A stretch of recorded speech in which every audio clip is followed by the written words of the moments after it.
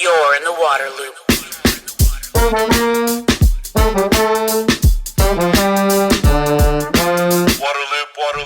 Welcome to Waterloop, the podcast that explores solutions for sustainability and equity in water. I'm the host, Travis Loop. This episode is part of a series, Mississippi by Nature, that looks at the use of nature-based solutions to help the river and its communities. The series is supported by the Walton Family Foundation and outfitted by Patagonia. I'm at the Ouachita River in Louisiana. I'm about to go on a boat ride upriver to Mollicy Farms, the largest ever floodplain reconnection project. Really excited to see how they have opened up the levees and let the water come back in and the many benefits this has. A perfect example of a nature-based solution. Let's roll. I just want you to take a step back and think about this is what Mollicy used to look like before the 1960s and all across the Mississippi alluvial valley back in the day. During the soybean boom back in the 1960s and 70s, extensive forests were cleared all over the valley. Mollicy Farms is just a snapshot of what was going on everywhere. The soybean prices were so high that it was in the farmer's best interest to go in and clear a forest and get the crop on the ground as quick as possible.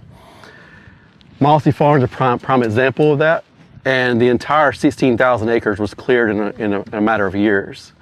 They wanted the forest off the ground so quickly and put the crops in the ground so quickly that they actually piled the trees up in linear rows and burned them where you could see them from our community down in Monroe for years and years as they were burning the forest away just to get the soybeans into the ground. They farmed the property for decades until they just realized that it was just never meant to be farmed. This place was meant to be like this right here. So back in the 1990s, the Fish and Wildlife Service and other partners began to acquire the property, and the goal was to put the forest back like it is right here where we're at. It takes a long road to get there. Over 3 million trees were planted across the 16,000 acres, and eventually the goal was to, once the forest was established, was to go in and break the levee and reconnect the Ouachita River to this historic floodplain. Welcome to Mollicy Farms. We just came in from the Ouachita River and worked our way up Mollicy Bayou to the old levee system that used to exist here. This levee is 30 foot tall, 150 foot wide, and about 17 miles around this entire property. This property is 16,000 acres or 25 square miles of historic floodplain. Right over here was a massive pump structure that went out. It was large enough you could drive an 18-wheeler on top of it. And this one pump structure pumped water into, irrigated the entire 16,000 acres of Mollicy Farms. Below us is a series of what looks like pipes, but it's actually railroad cars that are welded together, like the black ones that you see on that carry natural gas or whatever. Yeah. They weld them together. They're as long as a football field each, and there's 4 or 5 of them underneath us, and that's how they pulled water out of Mollicy. Farmers went bankrupt over the years trying to figure out how to irrigate the property and also just to get water off the property. There's a series of hundreds of straight line ditches all across the 16,000 acres that this one pump structure would put water into. And we'll try to, we can't see the straight line ditches now because the water's up, but we'll ride around Mollicy and on the boat and just kind of see what the floodplain in action. And then, so this levee break right here, that's, 1,000 feet across or something, was this done by nature or done by man? In 2010, we came in, U.S. Fish and Wildlife Service and some contractors came in and took these breaches out in several different spots, ranging from 1,200 feet to about 800 feet in length, depending on the area. They did that to make sure that there wouldn't be any scouring or the water could flow out and not be constricted as it flows in and out. And yeah, in this particular case right here, this is about a 1,200 foot breach. And this whole project over 2010 took the entire summer to make these breaches. And so I mean, the Ouachita River's over there. That's where we came in. We came in through the, regular floodplain of the river.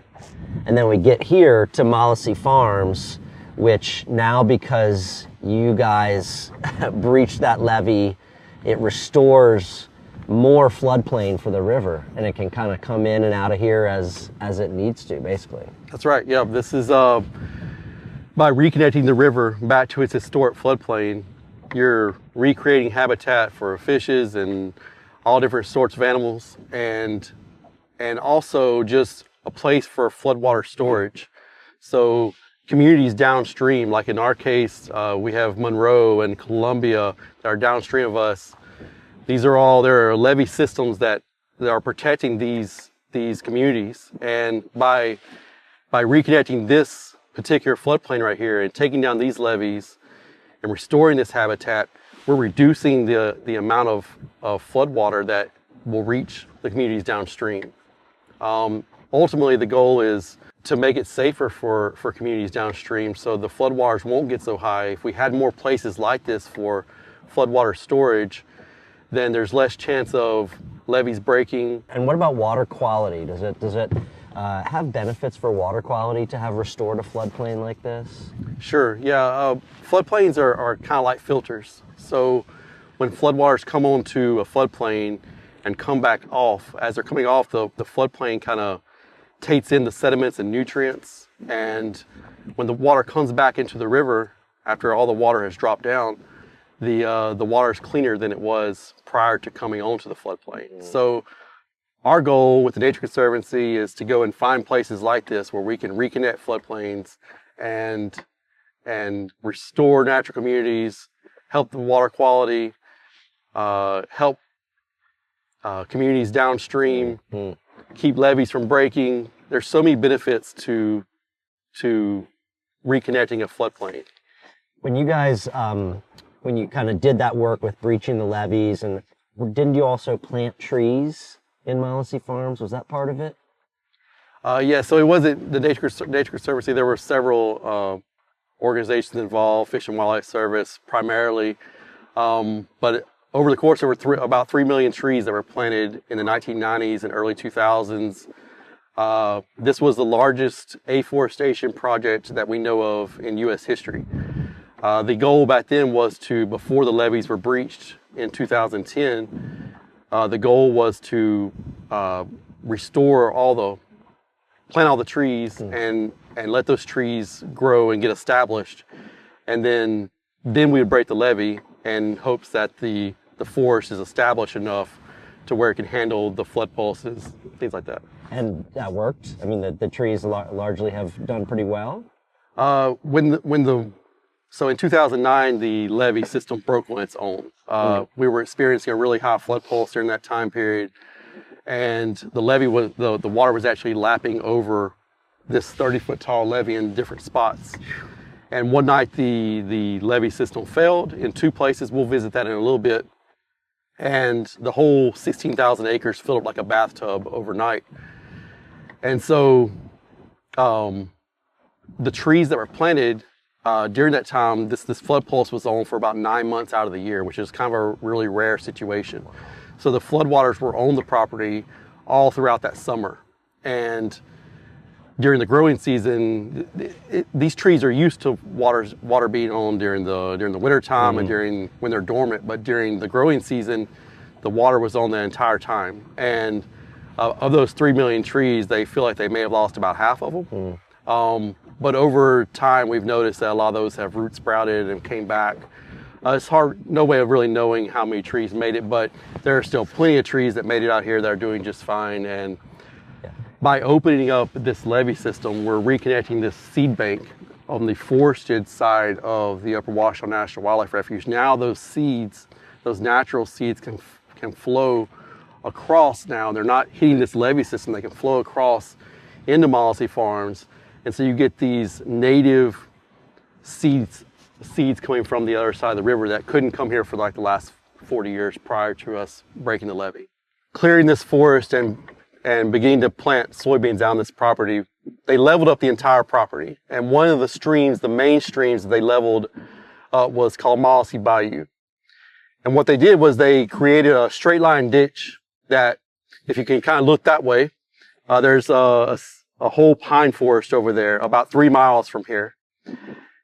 All the water that used to flow from those pine woods would flow through Mollicy Bayou and make its way out to the Ouachita River.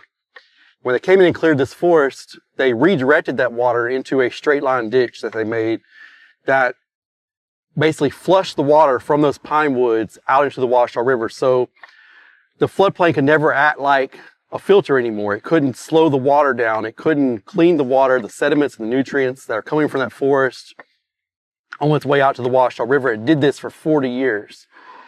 Once we came in here and we broke the levees, we started this interior restoration work where we tried to slow the flow of water. That was taking down berms. There's a whole series of straight line ditches all across Mollicy with plugging ditches, anything we could do to slow the flow of water. But one of the main projects that we needed to do was to reestablish Mollicy Bayou. From the levee system where we were just at to those pine woods, it's 3 miles. We did about 3 years of science behind this, trying to figure out exactly where the old channel was, how sinuous it was, how it flowed. Once we established where this channel needed to be at, we came in 2011, and for 4 months we were working out here to recreate that stream channel. Then we're sitting at the mouth of where we started the work at, whereas 4 months later we ended up on the other side near those pine woods. And then once the stream channel was dug and we started planting trees along the riparian zone of the stream channel. This was a partnership with Fish and Wildlife Service, planted a lot of the trees, but we also did a big volunteer project where we had over 100 volunteers from around the community that came in, kids of all ages and adults, and came in and planted trees. And we will see some of those trees in a little bit.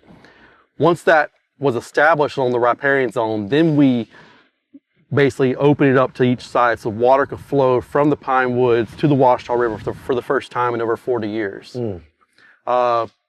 This is great for slowing the water down, but also for the fishes and animals that use these waterways. When I started this project right here, 4 months later, I came back for where I started at just to see what it looked like. And there was grass and stuff growing, but I saw a frog jump into the water, like right where I'm standing at. And I knew that it was working and that the animals were coming back to this area and we're going to use it again. As I travel the entire Mississippi for this series on nature-based solutions, this visit to Mollicy Farms is going to really stand out to me because it seems like the ultimate nature-based solution, letting the river do what it had always done and does best.